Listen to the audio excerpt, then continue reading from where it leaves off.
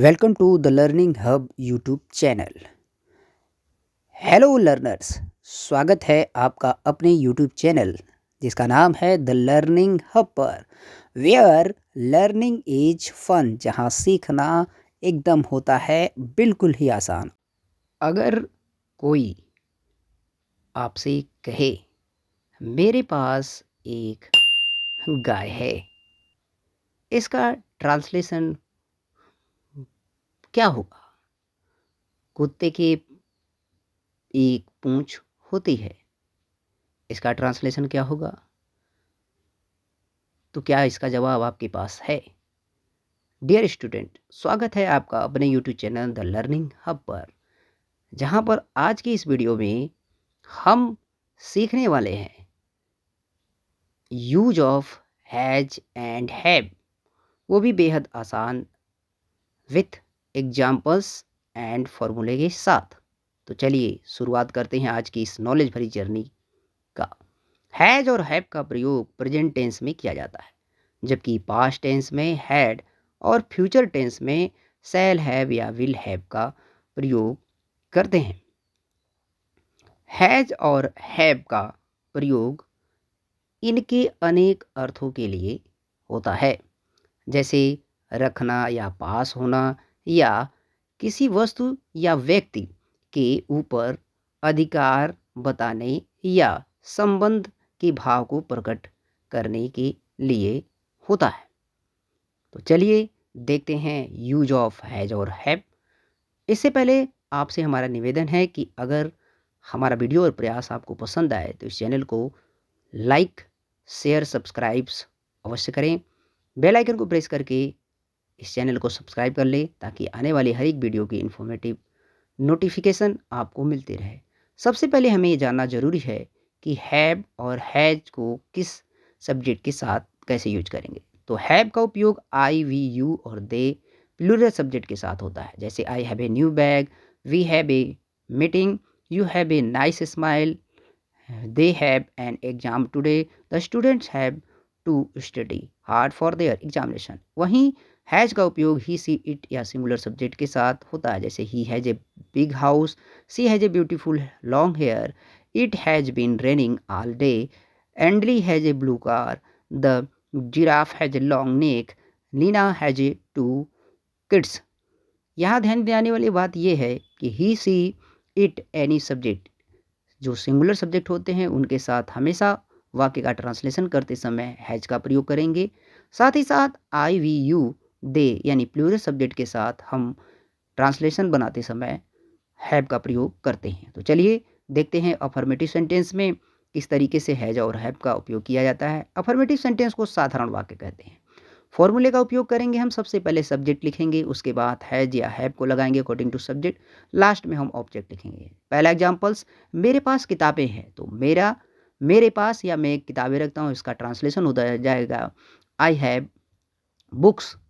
उसके पास लैपटॉप है, यानी या वो एक लैपटॉप रखता है, तो इसका ट्रांसलेशन होगा ही हैज लैपटॉप।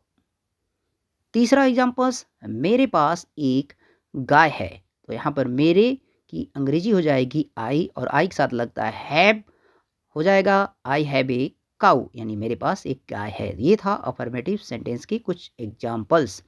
अब देखते हैं हम नेगेटिव सेंटेंस यानी नकारात्मक वाक्य।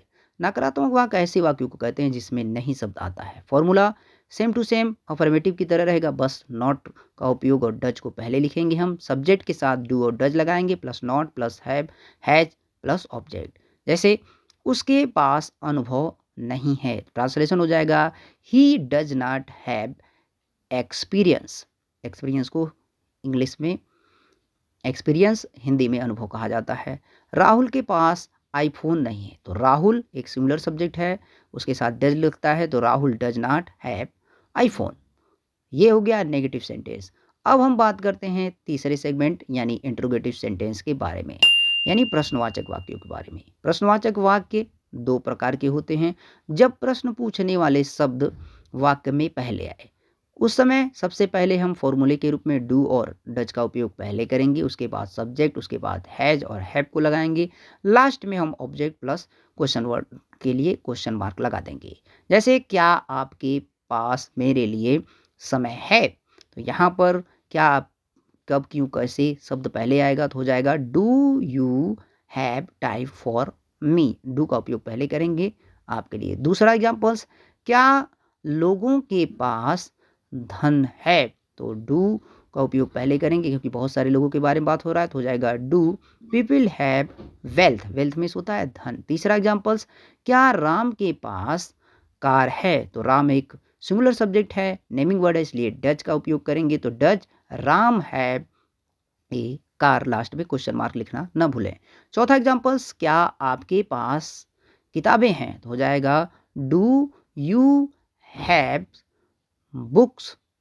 तो ये थे इंट्रोगेटिव सेंटेंस के पहले प्रकार के कुछ सेंटेंस। अब हम देखते हैं जब प्रश्न पूछने वाले शब्द यानी क्वेश्चन वर्ड किसी भी हिंदी वाक्य के बीच में आए तब हम अनुवाद कैसे बनाएंगे। फॉर्मूले के उपयोग में हम ध्यान देंगे। सबसे पहले यहाँ पर हमें लिखना पड़ेगा QW यानी क्वेश्चन वर्ड, उसके बाद डज और do plus subject plus have या हैज जैसा सब्जेक्ट है उसके अनुसार, लास्ट में ऑब्जेक्ट, फिर क्वेश्चन मार्क। पहला एग्जाम्पल्स, तुम्हारे पास मेरे लिए कब समय है, तो यहाँ पर कब की अंग्रेजी पहले लिखेंगे, तो when do you have time for me यानी मेरे लिए।